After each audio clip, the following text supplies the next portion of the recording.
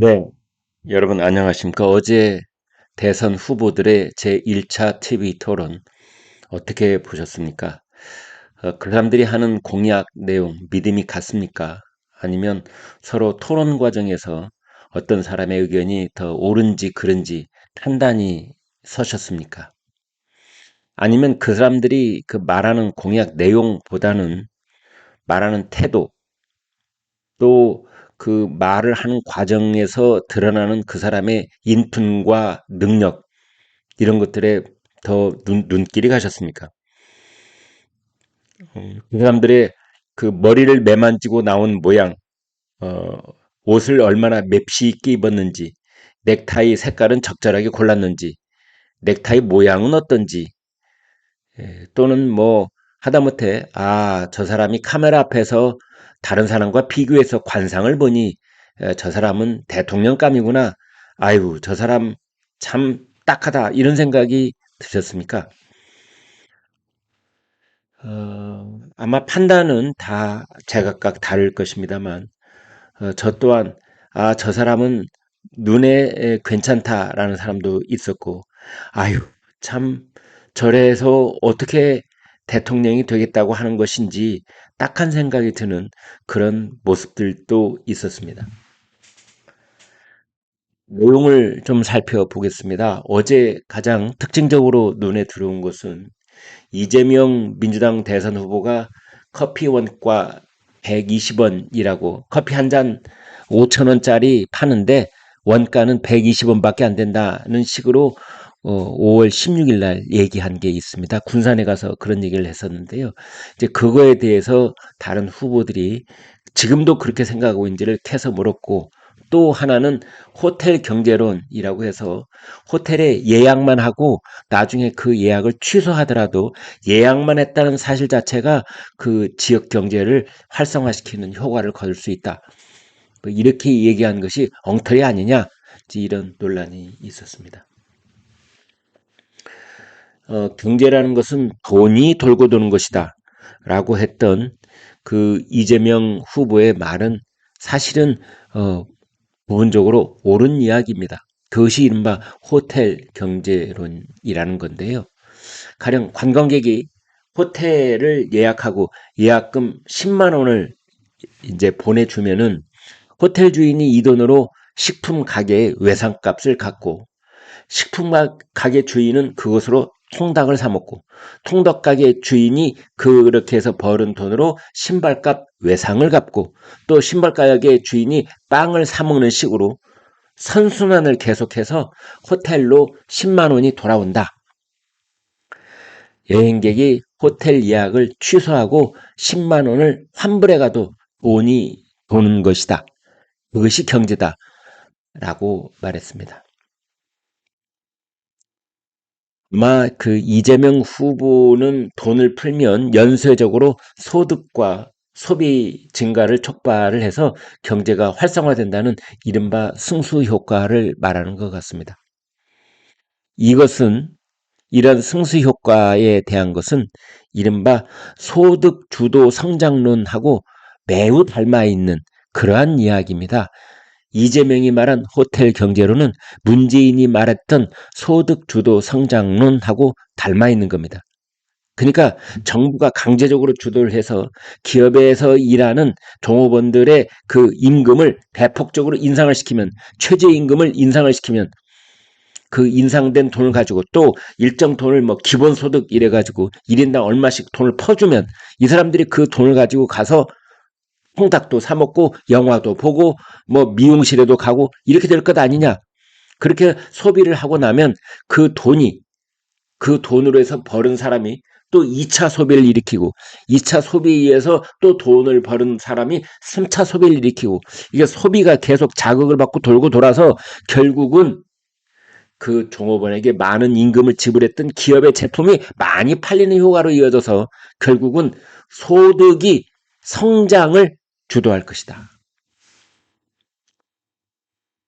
이미 그것은 실패한 괴물 같은 이론이라는 것이 문재인 5년 동안 다 드러났습니다. 이 호텔 경제론, 이게 이른바 승수효과다, 뭐 이런 말을 하는데 기본 전제부터 틀렸다고 볼 수 있습니다. 돈을 찍어낼 수 없는 호텔은 예약 취소분만큼 손해를 봅니다. 예약 취소분만큼 손해를 봅니다. 예약 취소가 반복되면 호텔은 망해버리고 말 것입니다. 돈이 돈다고 해도 경제 주체들은 소득 증가분만큼 소비를 늘리지 않습니다. 실제로 2020년 코로나 팬데믹 당시 정부가 나눠준 긴급 지원금 중 소비에 쓰인 것은 30%에 그친 것으로 분석됐습니다. 이재명 후보는 또 경기지사 시절에 불법 계곡 영업을 하던 상인들을 설득한 일을 거론하면서 커피 한 잔 원가가 120원이라고 했습니다. 그러나 실제로 커피값 중 원두 재료 비율만 약 20%에 이릅니다. 그러니까 5,000원짜리 커피 한 잔 있다고 그러면 원두값만 1,000원이 넘는다는 뜻입니다. 거기다가 인건비, 시설비, 그 다음에 뭐 건물 임대료 이런 것들을 다 합하면 그렇습니다. 이재명 후보가 갖고 있는 커피 원가 120원이라는 말이 얼마나 혹세무민하는 말이 될 수도 있는지 분명해지는 겁니다. 임차료, 인건비, 각종 부대경비 하면 원가는 훨씬 높아질 것이고 정말 많은 커피 가게들이 문을 닫고 있습니다. 카페 주인들이 우리가 20배 폭리를 취한단 말이냐 이렇게 분통을 터뜨릴 만한 발언이 바로 커피 한 잔 원가가 120원이라고 하는 것입니다. 이재명 후보의 경제 인식은 이처럼 현실과 동떨어질 때가 많습니다.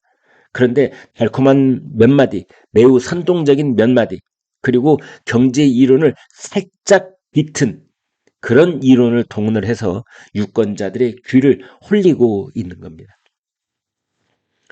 그의 주장대로 돈을 풀어서 돌게 하는 방식으로 경제를 활성화할 수 있다면 세계 어느 나라도 경제 침체를 겪지 않을 것입니다. 그런데 이재명 후보는 지금도 재정이 할 수 있는 역할을 과도하게 때로는 왜곡해서 주장하고 있습니다. 원가 120원짜리 커피를 8,000원, 1만 원에 팔 수 있다면 지금 벌어지고 있는 자영업자들의 영업난은 이건 도대체 어떻게 해서 생긴 거란 말입니까? 이재명 후보는 금세 부동산 부양 같은 보수 정부의 경제 정책을 가짜 성장 정책이라고 비판하면서 본인은 진짜 성장을 이루겠다고 했습니다. 하지만 마차가 말을 끄는 소득 주도 성장으로 후유증을 남긴 문재인 정부의 오류를 반복하지 않으려면 이재명 후보 자신의 잘못된 경제 지식부터 바로 잡아야 할 것입니다. 주말 동안에 윤석열 대통령이 자진 탈당을 했습니다. 그리고 한동훈 전 대표 내일부터 지원 유세를 하겠다고 합니다. 윤석열 전 대통령은 김문수 후보에게 힘을 모아달라. 그리고 안철수, 나경원 의원도 하나로 뭉쳐야 된다 하면서 선거운동에 적극 나설 뜻을 밝히고 있고 이미 하고 있습니다. 이재명 대표는 아무튼 대통령이 되는 즉시 곧바로 2차 추경을 하겠다라고 말하고 있고 김문수 후보는 규제를 완전히 한가리하겠다 이렇게 말했습니다. 또 이재명 후보는 미국 관세 협상 서두를 필요 없다 이렇게 말했고 김문수 후보는 트럼프와 정상회담을 통해서 해결하겠다라고 말했습니다. 이준석 후보는 돈 풀기가 아닌 생산성을 높여서 성장해야 된다라고 말했습니다. 권영국 후보는 쌓인 부를 흐르게 해서 불평등을 제거해야 된다라고 말했습니다. 또 다른 논란이 하나 있었는데요. 이재명은 노란봉투법이 당연하다. 대통령이 되면 당연히 실시하겠다. 이렇게 얘기를 했고 김문수 후보는 52시간제 예외를 둬야 한다. 이 주장을 했습니다. 이재명 후보는 윤석열 정권의 장관으로서 저성장에 대한 책임을 느끼느냐 이렇게 얘기를 했고, 이걸 맞받아서 김문수 후보는 정부의 정책을 무조건 반대만 한 이재명 후보의 책임도 크다 이렇게 맞받았습니다. 또한 어제 이제 일요일임에도 불구하고 주요 후보들이 개헌 공약을 내세웠습니다. 이재명은 대통령 4년 연임제 개헌을 얘기했고, 김문수 후보는 차기 대통령 임기를 3년으로 단축하는 중임제를 이야기했습니다. 이재명 후보는 또 결선 투표제 그리고 총리의 국회 추천제를 제안을 했고, 반면에 김문수 후보는 대통령의 불소추 특권을 폐지하겠다 이렇게 주장을 했습니다.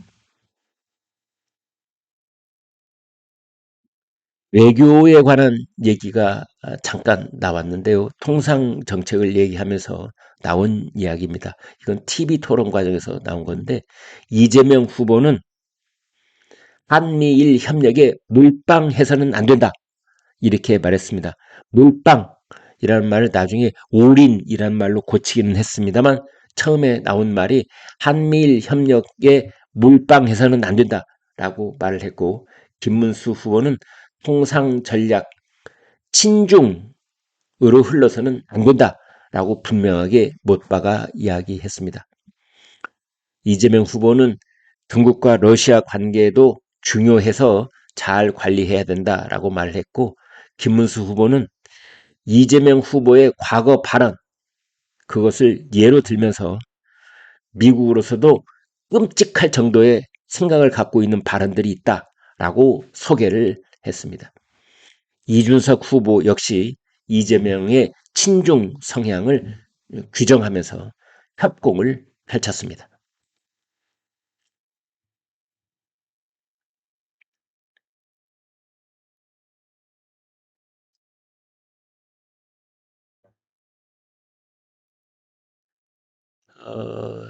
어제 또 나왔던 말이, 이재명 후보는 내란 심판 선거가 맞다 이런 식으로 얘기를 했고, 김문수 후보는 무슨 얘기냐, 계엄이 잘못됐다, 계엄을 사과한다 라고 본인은 이미 얘기했거니와, 그러나 그것이 내란인지 여부는 다른 문제인 것이다. 따라서 내란 여부는 지금 재판 중이다.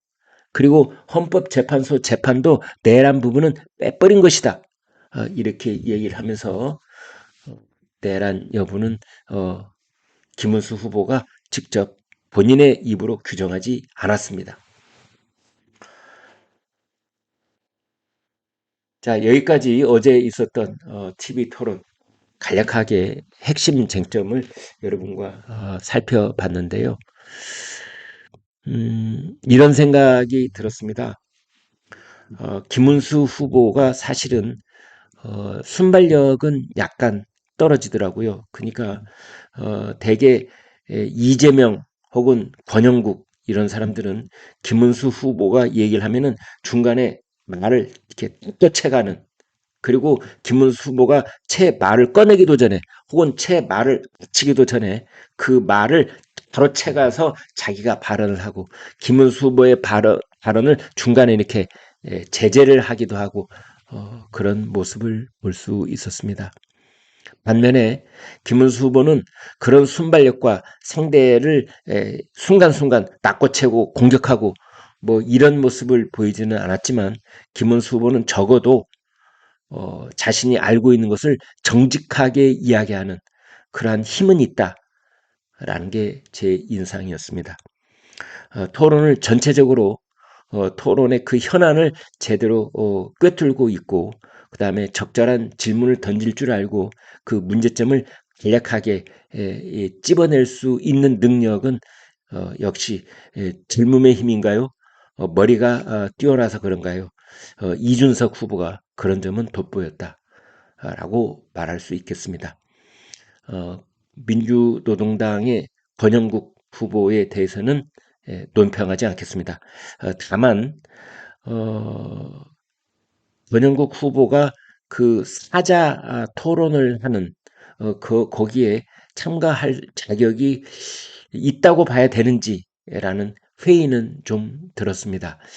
중앙선거관리위원회가 규정해 놓고 있는 그 규정에 따라서 네 사람이 토론을 벌이고 있는 것이라는 걸 뭐 이해는 하겠습니다만, 그러나 결과를 놓고 보니 권영국 후보가 낄 자리는 아니었지 않은가라는 생각을 지울 수 없었습니다. 네, 여러분 여기까지 하겠습니다. 고맙습니다.